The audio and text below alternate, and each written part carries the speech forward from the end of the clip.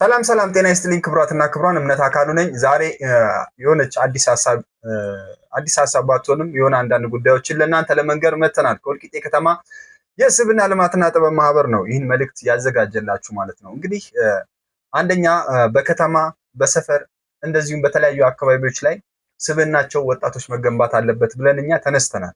እንደ መነሻ ወልቂጤ ከተማ ላይ እንግዲህ ማህበሩን ከመመስረት ጀምሮ ቢሮ ከፍተን የተለያዩ ሰዎችን እስከ መመዝገብና የስልጠና ሞጁሎችን እስከ ማዘጋጀት ረጅም ርቀት እየተጓዘን እንገኛለን እኛ ማለት ነው።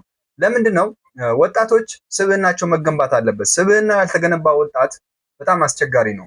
አስቸጋሪ ነው ሲባል ሰላምን ከማደፍረስ አኳያ፣ ራሱን ከመግዳት አኳያ፣ ቤተሰብን ከመጉዳት አኳያ በጣም ከፍተኛ ችግሮችን ሊፈጥር ይችላል። ስብዕናው ያልተገነባ ወጣት ማለት ነው። እኛ የምንፈልገው ስብዕናው የተገነባ ወጣት ተፈጥሮ ራሱን ሀገሩን፣ ከተማውን፣ ቤተሰቡን የሚጠቅም ወጣት ማፍራት ነው እና እነዚህም ወጣቶች ደግሞ በዛ ብለው በርከት ብለው ከተማችን፣ ሀገራችን ተጠቅማ ማየት ነው የኛ ዋናው ራዕያችንና ተልዕኳችን ማለት ነው። ስለዚህ አሁን የአንበሳውን ድርሻ የሚወስዱት ያደጉት አድገዋል። እንግዲህ አሁን ቀጣይ ላይ ስብዕናቸው በጣም የተገነባ ጠቃሚ ወጣቶችን ለማፍራት መጀመሪያ መስራት ያለበት ቤተሰብ ላይ ነው። ስለዚህ አንድ ቤተሰብ እነዚህ ወጣቶች የተሻለ ስብዕና፣ ጥሩ አመለካከት እንዲኖራቸው ከማድረግ አኳያ ትልቁን የአንበሳውን ድርሻ የሚወስደው ቤተሰብ ነው። ስለዚህ መጀመሪያ ቤተሰብ ራሱ ለሚወልዳቸው ልጆች ጥንቃቄ በማድረግ ስብዕናቸውን እየገነቡ በጥሩ ስነ ምግባር አገርን የሚጠቅም የተማሩ ንቁ ብቁ የሆኑ ወጣቶችን ለማፍራት ቤተሰብ ትልቅ ኃላፊነት አለበት። ከዛ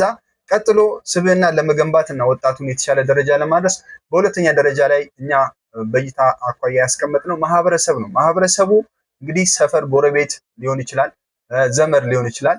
ስለዚህ እነዚህ ሰዎች ትልቅ ኃላፊነት አለባቸው የወጣቱን ስብዕና ከመገንባት አኳያ ወጣቶችን በማስተማር ወደ ጥሩ ደረጃ እንዲሄዱ ባለመውቀስ፣ መጥፎ ነገር ባለመናገር፣ መጥፎ ልምዶችን ባለማሳየት፣ መጥፎ ትምህርቶችን ባለማስተማር እነዚህ ብቁ የሆኑ ወጣቶች ስብዕናቸው የተገነባ ወጣቶች እንዲመረቱ ወይም እንዲበዙ ወይም እንዲበራከቱ ማህበረሰቡ ትልቅ ኃላፊነት አለበት። በሶስተኛ ደረጃ እንግዲህ ትምህርት ቤቶች ናቸው። ትምህርት ቤቶች በሶስተኛ ደረጃ ያስቀመጥንበት ምክንያት ምንድነው? አንድ ህፃን ልጅ ተወልዶ 2 3 ዓመት 4 5 ዓመት እስከሚሆነው ድረስ ከቤተሰቦቹ ጋር ነው የሚኖረው። ስለዚህ ቤተሰቦቹ የዚህን ልጅ ስብዕናውን ገንብቶ ማሳደግ ኃላፊነት አለባቸው። 5 6 7 እየሆነው ሲመጣ ሰፈር ሄዶ ይጫወታል፣ ጎረቤት ምናምን ስለሚሄድ የማህበረሰቡ። ከዛ 7 8 ዓመት እየሆነው ሲመጣ ወደ ትምህርት ቤት ይሄዳል። ከዛ ትልቁ ኃላፊነት በሶስተኛ ደረጃ የተቀመጠው ትምህርት ቤት ላይ ነው።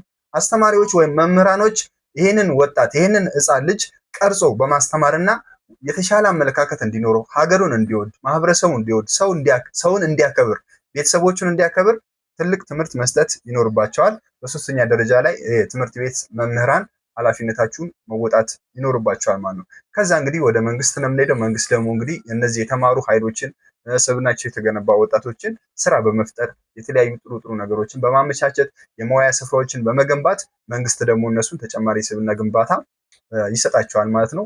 በአራተኛ ደረጃ ላይ መንግስት እናስቀምጠናል ማለት ነው። እንግዲህ ስብዕና ያልተገነባ ያልተማረ ወጣት መጨረሻውን እንግዲህ እንደምንሰማው እንደምናየው ነው። በተለያየ አካባቢ መኪና ተቃጠለ፣ ሰው ተገደለ፣ እንደዚህ ተረበሸ እየተባለ እንሰማለን። ስለዚህ ስብዕናው የተገነባ ወጣት ቢሆን እነዚህን ሰዎች ከሟቾችም ከገዳዮችም መካከል አይፈጠርም ማለት ነው። ምክንያቱም እንግዲህ ለመግደልም የሆነ የስብዕና ክፍተት ያስፈልጋል፣ ለመሞትም ደግሞ የሆነ ቦታ ላይ መገኘት ያስፈልጋል። ስለዚህ ሰው እርስ በርስ ቢዋደድ ቢከባበር ስብዕናው የተገነባ ወጣት ቢሆን በየቦታው የምንሰማቸውን ረብሻዎች፣ በየቦታው የምንሰማቸውን ችግሮች፣ በየቦታው የምንሰማቸውን አንዳንድ ነገሮች፣ አላስፈላጊ እንቅስቃሴዎች በሙሉ አንሰማም ነበር። ስለዚህ በየትኛውም ከተማ ያላችሁ ይህን ቪዲዮ የምትመለከቱ ወጣቶችም ሆነ ቤተሰቦች ልጆቻችሁን የስብዕና ግንባታ ወይም ስብዕናቸው የተገነባ እንዲሆን ጥሩ አመለካከት እንዲኖራቸው አድርጋችሁ ካስተማራችሁ የትኛውም ቦታ አይረበሽም፣ የትኛውም ቦታ ላይ ችግር አይፈጠርም ማለት ነው። ስለዚህ መንግስትም ደግሞ እነዚህን ወጣቶች ድጋፍ እያደረገ ወደ ተሻለ ነገር እንዲመራቸው እናሳስባለን ማለት ነው። ይህን ያነሳንበት ዋና ምክንያት እንግዲህ የትኛውም ሰው በየትኛውም አካባቢ ያለ ወጣት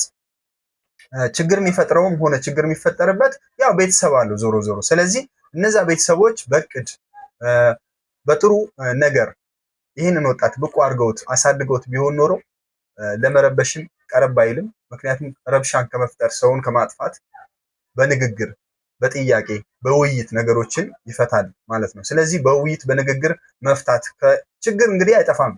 ችግር አይጠፋም። ስለዚህ ችግር የለም ምንም አይነት ችግር የለም ማለት ሳይሆን ችግር ሊኖር ይችላል፣ ግን በንግግር መፍታት በውይይት መፍታትን ለማዳበር ግዴታ የትኛውም ወጣት ስብዕናው መገንባት መቻል አለበት። ስለዚህ ስብዕና የተገነባ ወጣት ያመዛዝናል። ዲማንድ ኤንድ ሰፕላይ የሚባል ነገር አለ፣ ፍላጎትና አቅርቦት። ይሄ ነገር ከዚህ ነገር እያለ ጥሩና መጥፎውን ነገር እያመዛዘነ ነው የሚጓዘው ማለት ነው እንጂ ዝም ብሎ በጭፍኑ አይፈርድም፣ አይወቅስም፣ ለጥፋት አይቸኩልም ማለት ነው። ስለዚህ ስብዕናቸው የተገነቡ ወጣቶችን ማየት እኛ እንፈልጋለን። ይህን መልእክት ያስተላለፈላችሁ የወልቂጤ ከተማ የስብዕና ልማትና የጥበብ ማህበር ነው። በቀጣይም የተለያዩ ቪዲዮዎችን ወደ እናንተ እናደርሳለን። ይህን ቤት ፎሎ በማድረግ ኮሜንት ላይ አስተያየታችሁን በማስቀመጥ ድጋፋችሁን እንድትገልጹልን ስንል በትህትና እንጠይቃለን። በቀጣይ እንግዲህ ስብዕናና ስብዕና ተኮርን የሆነ አጠር ያለች ሞጁል አዘጋጅተንላችኋል። እሷን በፒዲኤፍ መልክ አዘጋጅተን ለእናንተ የምናደርስ ይሆናል። ባላችሁበት እቺ አነስ ያለች መነሻ ሀሳብ ትደርሳችኋለች ብለን ተስፋ እናደርጋለን። ድጋሚ እስከምንገናኝ መልካም ጊዜ ይሆንላችሁ። ቻው።